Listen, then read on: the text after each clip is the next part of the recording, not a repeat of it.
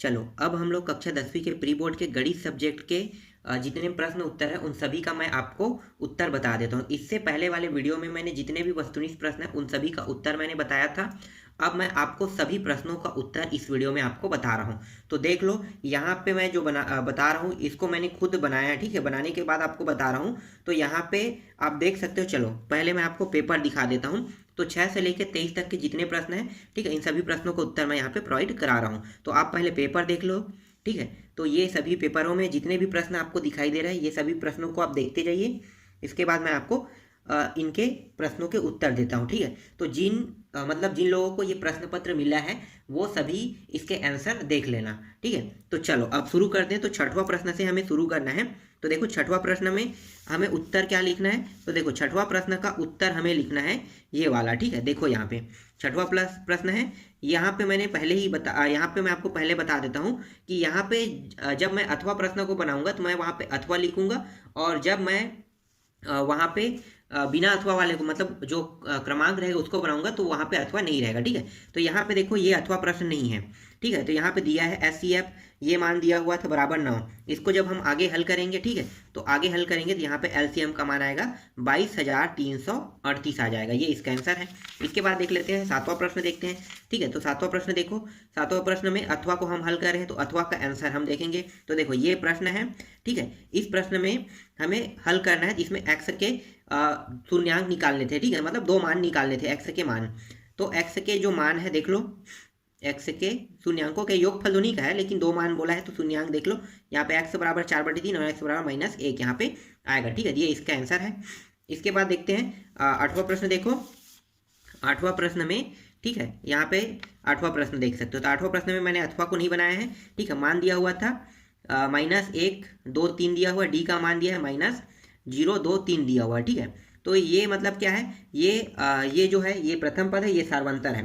अब हमें 4 पदों तक निकालना है। तो देखो प्रथम पद ये हो गया, ठीक है, द्वितीय पद ये हो गया a+d, तृतीय पद a+2d, इस तरह से a+3d कर देंगे, ठीक है। इसके बाद देखो यहाँ पे हम हल करें, तो हल करें तो देखो यहाँ पे पहला दूसरा तीसरा चौथा सभी का मान आ गया।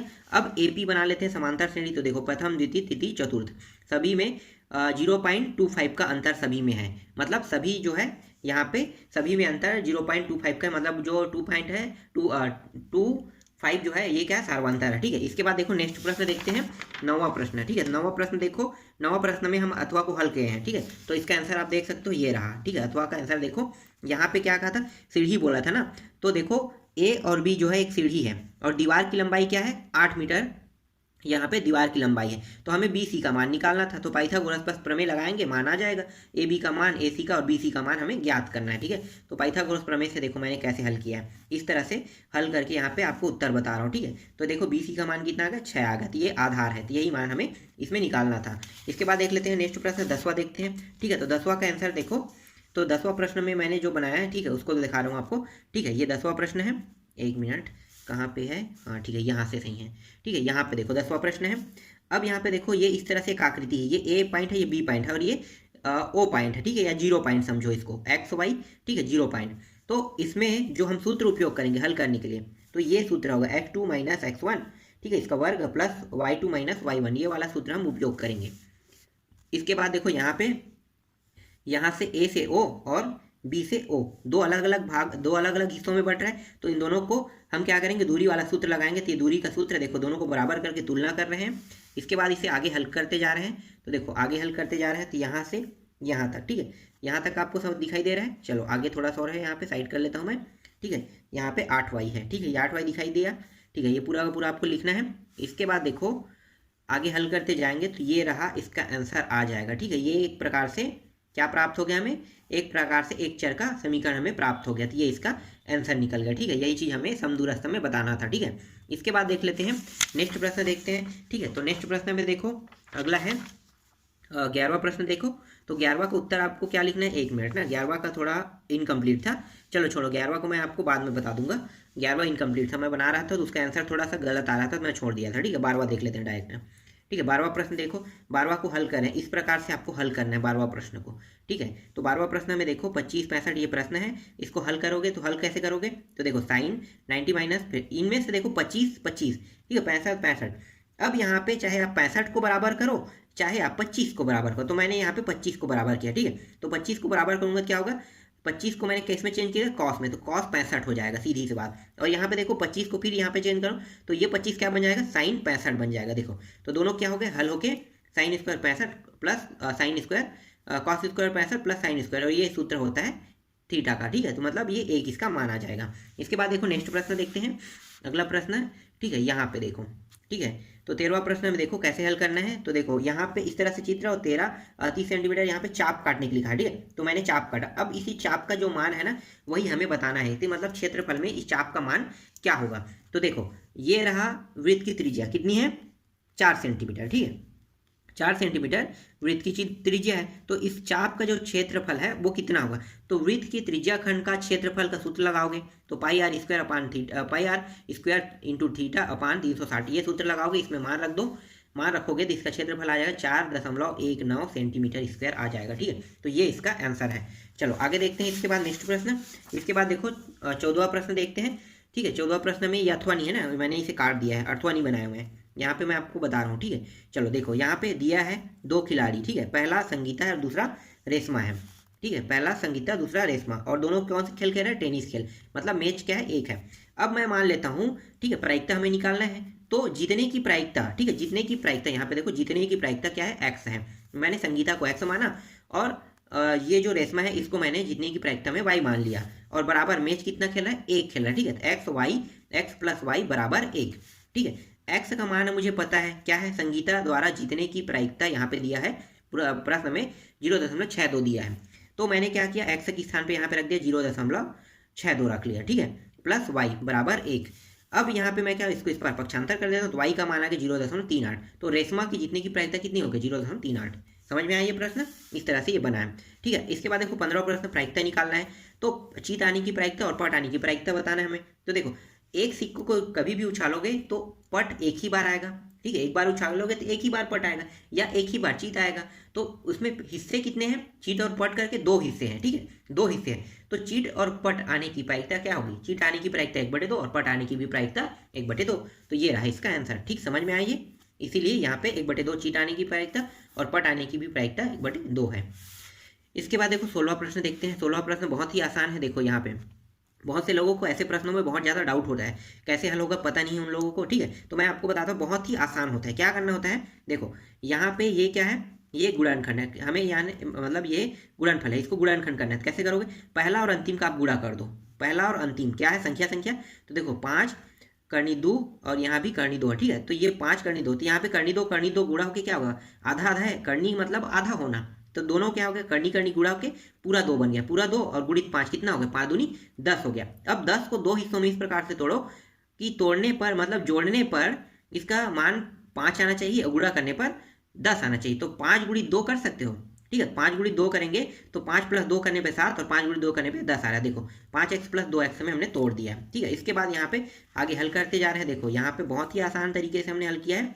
यहाँ पे आप देख सकते हो x, यहाँ पे √2x + 5। देखो इसके बाद देखो यहाँ पे क्या निकला है, यहाँ पे x उभयनिष्ठ निकला, बचा क्या, √2 और x बचा, और यहाँ पे 5 बचा है। इसमें देखो ये पूरा 2 है, ये आधा है, इसको मैं 2 बार लिख सकता हूँ आधा आधा करके। तो √2 मैंने 2 बार यहाँ पे लिख लिया, ठीक है। एक को यहाँ पे रहने दिया और एक यहाँ से बाहर निकल गया, तो ये बचा अंदर में, ठीक है। इसके बाद देखो दोनों में कोष्टक में से ये वाला पहले देख लो बाहर निकल गया, एक वाला मतलब कौन सा है, 1 सेकंड है ना, यहाँ पे मैं कहीं पे भूल गया हूँ क्या, हाँ ठीक है, यहाँ पे देखो ध्यान देना, यहाँ पे करनी 2 लगाना मैं भूल गया था, ठीक है। करनी 2 यहाँ पे इस तरह से आ जाएगा, ठीक है। आगे हल करते हैं, फिर यहाँ पे करनी 2, ठीक है, ये वाला सही है, यही वाला बस में थोड़ा सा गलती था, ठीक है। हम यहाँ पे सुधार लेते हैं जितनी जगह गलती हुआ है, ठीक है। ये हो गया, अब ये आ गया करनी 2, ठीक है। तो ये आ गया x का मान -5 अपान करनी 2 और x बराबर -2, ठीक है। ये आ गया इसका आंसर, समझ में आइए। चलो आगे देखते हैं। इसके बाद नेक्स्ट प्रश्न, इसके बाद अगला है 17वां प्रश्न में। देखो हमने अथवा को बनाया, ठीक है। तो अथवा प्रश्न को आपको देखना है, अथवा का आंसर है। तो देखो ए बी का मान 7, 13, 19 और 205 दिया हुआ है, ठीक है। तो ए का मान बराबर 7, डी का मान 13 - 7, ठीक है, बराबर 6। इसके बाद देखो एल बराबर 205 दिया हुआ है, ठीक है। एल का मान, या फिर इसे हम ए एन का मान भी मानते हैं क्योंकि अंतिम पद है ये, और साथ ही साथ अंतिम पदों की संख्या अंतिम पद में है ए 205 बैठा हुआ, ठीक है। ए एन भी बोलते हैं उसे, चाहे एल बोलो चाहे ए एन बोलो, दोनों एक ही है। इसके बाद एल का मान या ए एन का मान रखो तो 205, यहाँ पे ए का मान 7 आया था, ठीक है, और डी का मान 6, ठीक है। एन का मान निकालना है तो देखो 198 आ गया, यहाँ पे आगे हल करते जा रहे हैं तो एन का मान आ गया यहाँ पे 34, तो ये रहा इसका आंसर। इसके बाद देखो 19वां प्रश्न देखते हैं, ठीक है। 19वां प्रश्न में देखो इसमें भी मैंने अथवा को बनाया है, ठीक है। तो देखो अथवा के बनाओ, कैसे बनाओ देखो, ध्यान देना।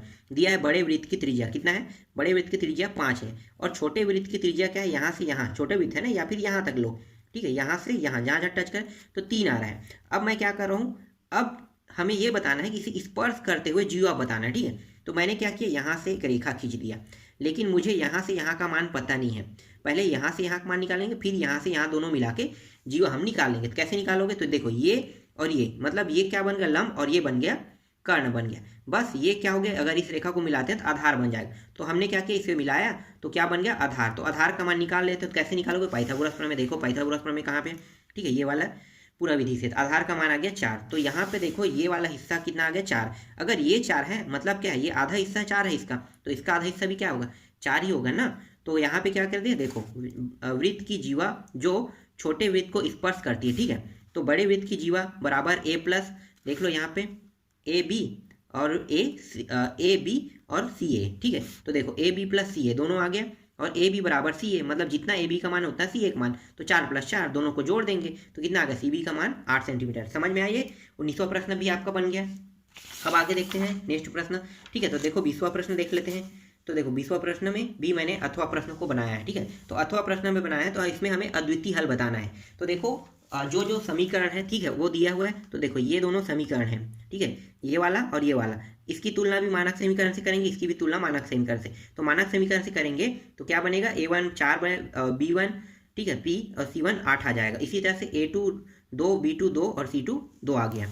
अब देखो A1/A2 B1/B2 इस तरह से हम करेंगे, ठीक है। सभी के मान को यहाँ पे रख देते हैं अपने अपने स्थान पे। अब हमें इस प्रश्न में अद्वितीय हल के लिए है ना, तो अद्वितीय हल के लिए है तो हम क्या करेंगे, इन दोनों में से किसी इसको, इन दोनों को तुलना करें, चाहे हम इन दोनों को तुलना करें, ठीक है। तो दोनों को हम बारी बारी कर सकते हैं। हम क्या करें, इन दोनों बस को तुलना कर रहे हैं। अद्वितीय हल में मान बराबर नहीं होता है कभी भी, ठीक है, ये इंपॉर्टेंट तथ्य है। तो देखो यहाँ पे 2 है, यहाँ भी 2 है, सही है, यहाँ 4 है, लेकिन यहाँ पे P है, इसका मतलब क्या है, ये बराबर नहीं है। तो यहाँ पे क्या है, नॉट इक्वल, तो इसका मतलब यही सिद्ध कर है कि अद्वितीय हल नहीं है। तो यहाँ पे देखो नीचे वाला मान तो बराबर आ गया, लेकिन 4 और यहाँ पे बराबर नहीं है, P दोनों बराबर नहीं, इसलिए इसे सिद्ध होता है कि यह अद्वितीय हल है।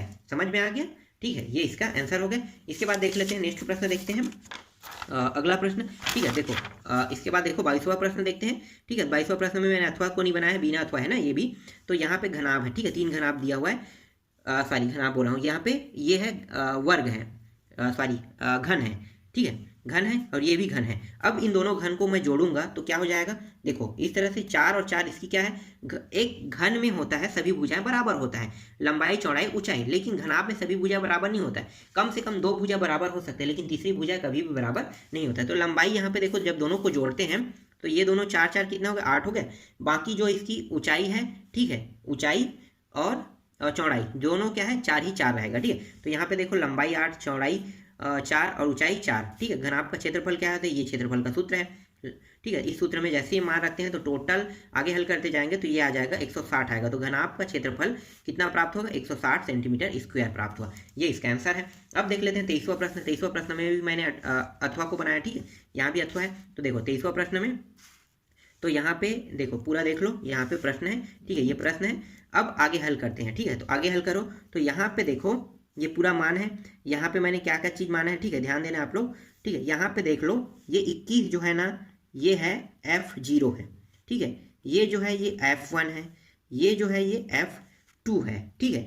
अब यहाँ पे समझ में आ गया। अब यहाँ पे देखो लंबाई, ठीक है, F0 F1 F2 और ये H, ये H कैसे आया होगा, तो देखो इन दोनों को क्या करेंगे, इन दोनों को घटाएंगे तो कितना प्राप्त हो रहा है, 10 का अंतर है ना। तो यही H जो है ये अंतर बता रहा है 10 का, ठीक है। यह भी समझ में आ गया आपको। चलो आगे देखते हैं। अब यहाँ पे देखो बहुलक देख लेते हैं, ठीक है, और इन सभी को जोड़ना, चलो आगे मैं बताऊंगा आपको। चलो बहुलक देखो, यहाँ पे L लगा हुआ है, ये सूत्र है बहुलक का, इस सूत्र में मान रखते जाएंगे, ठीक है। यहाँ 35 हो गया, यहाँ पे मान रखते जाओ, बस कुछ नहीं करना है, मान रखो और हल करो, ठीक है। यहाँ तक समझ में आ गया, ठीक है। चलो देखो इसके बाद आगे हल करते जाएंगे तो ये आ जाएगा आपका आंसर, ठीक है। तो 36.8 आंसर आ गया। तो इस तरह से इस जो प्री बोर्ड के क्वेश्चन में जितने भी प्रश्न थे उन सारे प्रश्नों को उत्तर मैंने आपको प्रोवाइड करा दिया। तो आप देख सकते हो अच्छी क्वालिटी में भी मैंने इसे प्रोवाइड कराया, ठीक है। तो ये आंसर आप छाप सकते हो।